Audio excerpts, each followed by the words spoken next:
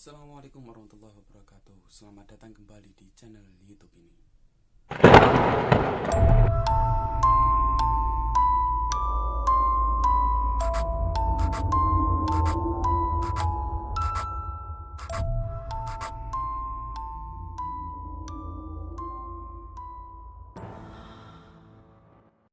Pernah nggak sih kalian itu kehilangan uang kalian dengan nominal yang besar, padahal uang itu sudah kalian simpan di tempat yang paling aman dan hanya kalian yang tahu tempatnya, atau untuk membukanya memerlukan dengan kode-kode yang hanya kalian sendiri yang mengetahuinya? Atau kalian nih pernah menanam sesuatu di ladang kalian seperti jagung, padi, itu tuh kayak nggak merasakan panen yang wah gitu. Itu seakan-akan panenan kalian itu hanya cukup untuk kebutuhan sehari-harian, bahkan kurang dari itu. Tidak bisa mengembalikan harga pupuk dan lain sebagainya. Dalam artian panenan kalian itu rugi. Nah, sebagian orang beranggapan bahwa hal-hal tersebut itu hanya bisa dilakukan oleh jin-jin atau hantu-hantu yang bekerja sama dengan majikannya. Dan berikut adalah 5 hantu pesugihan yang sering digunakan oleh seseorang.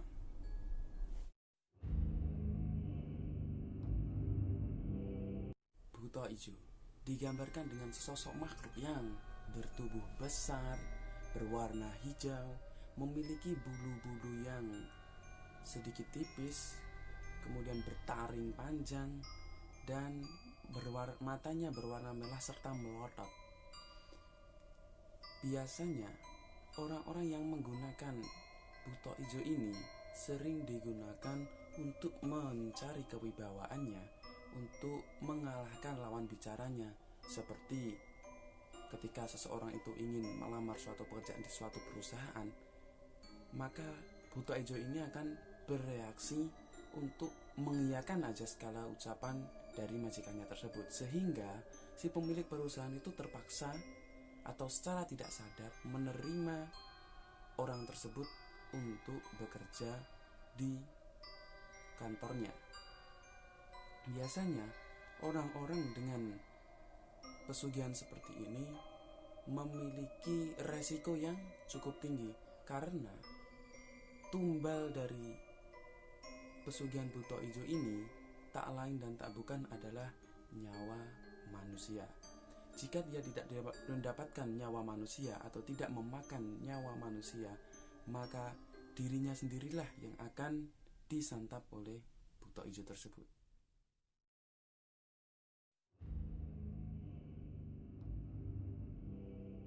Mantek digambarkan dengan sosok yang bertubuh kecil dan suka menghisap saripati para petani, termasuk padi. Dia menyebabkan tanian petani itu gagal. Ia diyakini sebagai ilmu hitam kuno yang dipakai untuk memperkaya diri sendiri secara tidak wajar gitu. Jadi dia itu merugikan para petani, pertaniannya itu dihancurkan, apa yang ditanam itu dihancurkan, kemudian yang dibuat subur itu hanya milik majikannya itu aja. Dan makhluk ini pun biasanya berwujud menyerupai ayam ketika malam hari, dan hantu ini juga sebenarnya sering ditemui oleh masyarakat pada umumnya.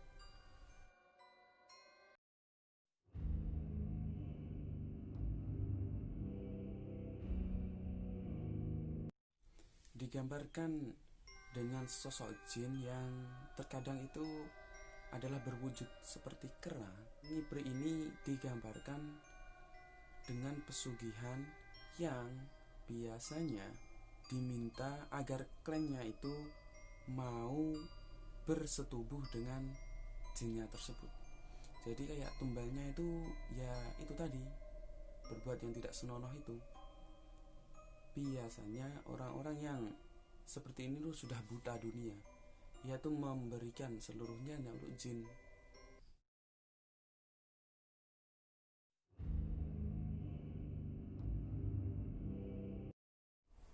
Yang selanjutnya ada babi ngepet.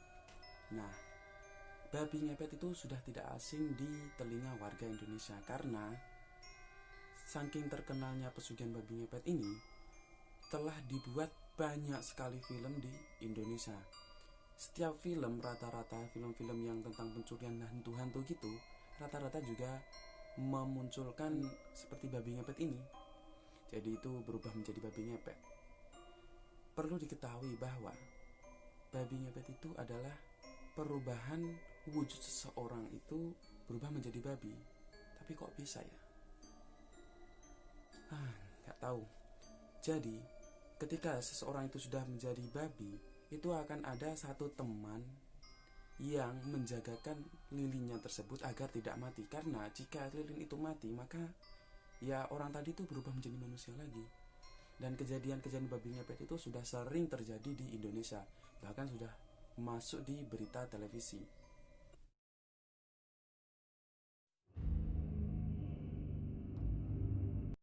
Yang terakhir ada pesugihan tuyul. Pesugihan tuyul ini digambarkan dengan seseorang yang bertubuh kecil, layaknya seorang anak-anak kecil gitu, berkepala botak, tubuhnya berwarna putih pucat, dan di sekeliling mata itu berwarna hitam. Dia tidak memakai baju, tetapi kayak ada kain yang menutupi daerah kemaluannya. Itu seperti popok seperti itu katanya orang-orang yang sudah tahu. Dan biasanya orang-orang yang menggunakan pesugihan ini itu harus memberikan makanan dengan cara menyusui tuyul ini, atau apabila yang punya itu majikannya adalah lelaki, istrinya itu harus mau menyusui tuyul ini. Tetapi ketika si tuyul itu menyusu kepada majikannya, sebenarnya tuyul itu tidak meminum air susunya, tetapi sebenarnya ia itu meminum darah. Sehingga bila kejadian ini akan terus dilakukan oleh tuyul dan dilakukan oleh sang majikannya tersebut, maka membawa dampak yang sangat fatal kepada sang pemilik tersebut, terutama si perempuan tersebut, karena bisa kurus kemudian ya sakit-sakitan, pokoknya seperti itulah. Dan kalau terus-menerus dilakukan itu dapat berakibat kematian kepada sang pemilik tersebut. Nah, mungkin itu yang dapat aku sampaikan untuk hari ini. Mungkin dari kalian ada yang beranggapan bahwa masa sih yang makanan seperti itu tuh itu pesugihan. Itu belum tentu. Karena jika kita pikir-pikir, seperti contohnya seperti mie ayam, ketika kita beli di tempat itu, kenapa kok enak, kenapa dibawa pulang kok nggak enak, itu kan ya namanya juga mie ayam, enaknya itu dimakan waktu panas-panasnya. Dan ketika kita bawa pulang, apalagi rumahnya jauh, itu kayak mie-nya itu sudah membesar gitu, sehingga kalau dimakan itu rasanya kayak enak gak enak gitu. Dan kalau nasi goreng dan sebagainya itu sebenarnya juga sama seperti itu. Jadi jangan beranggapan bahwa warung yang ramai kemudian dibawa pulang itu kok nggak enak, itu adalah menggunakan pesugihan. Jadi ya kita harus berpikir secara positif terlebih dahulu, jangan menggunakan akal buruk kita. See you next time, dan jangan lupa klik like, share, and subscribe. Jangan lupa juga komen di bawah, berikan masukan, juga berikan apa yang ingin kalian dapatkan dari aku, seperti cerita-cerita seram ataupun fakta-fakta menarik. Itu kalian komen di bawah. Terima kasih. Assalamualaikum warahmatullahi wabarakatuh.